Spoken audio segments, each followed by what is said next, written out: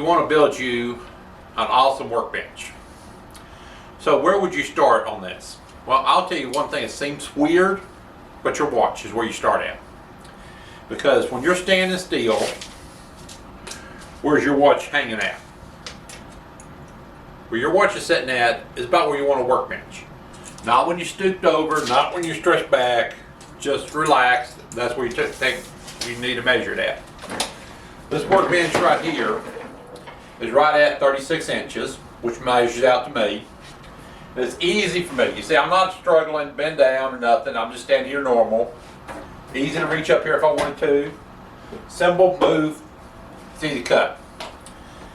Now, if you look at my other one here, you'll notice this one is a little bit lower. It has a different purpose.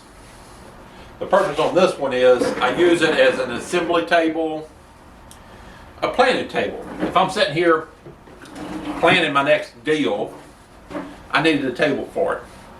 I needed a workbench that would allow me to work as a outfeed for my table saw.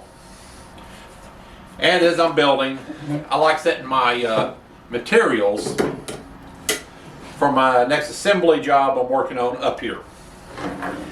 And yes, even a piece of vacuum cleaner, a dust vent, a wheel is all part of the next assembly. So you need to take in the height where your watch is when you're standing comfortable. That's a good height to start with. Then take in consideration, what are you using it for? For somebody that's sitting here, working here, that's great. This height is perfect. But when I'm standing up, the height of the 36 inches is good. And that's work surface. So you notice the top of my miter saw is the same as my bench. I did that on purpose so that I work at one height. And it makes it easy to hold your boards when you're cutting. So you need to think of what you need it for. Because my workbench here is set up with an electrical outlet, paper that I can put over my stuff when I glue up, when I do my assemblies, and I got storage underneath. All this is important to building a bench. As you go back to my CNC back there, and it's shorter by a few inches, but then when you add the CNC on top, right back at the 36 inches where I like it. So it's all a matter of what do you need in your bench to make it awesome. The height wise, what are you using it for? Are you going to be sitting down working with it, or are you standing up working? And once you get all that in consideration, you need to consider what your material are. Do you have the material to build it any way you want? Then you can go with that. But if you're on a budget, you need to see what materials you have. Now these 2x4s here that I'm using on my next job is actually reclaimed boards from another workbench I had that I don't no longer need. So yes, I'm going to clean them up, clean off where got all the nails out already. So it'll be part of my next job, and yes, it's being reused material. Could I go out and buy some material? Yes. But sometimes we're on budgets. We can't always just go spend $1,000 on a project. Sometimes we need to spend 20 bucks on a project.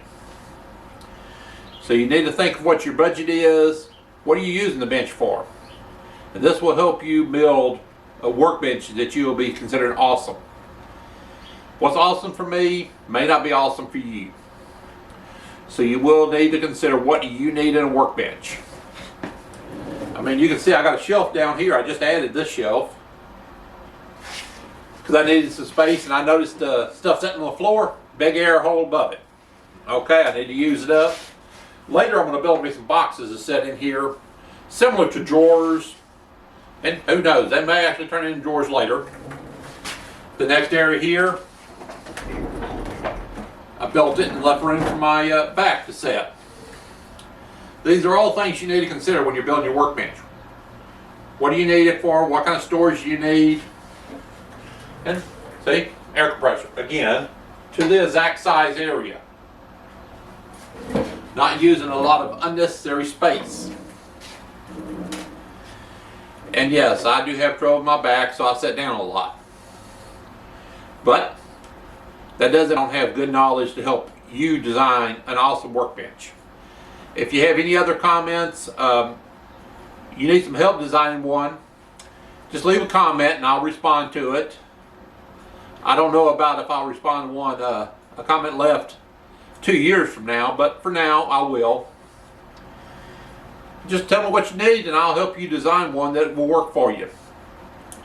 If you need an actual plan, give me some numbers about your height of your watch, what you plan to use it for, and I'll help design you a plan that works for you.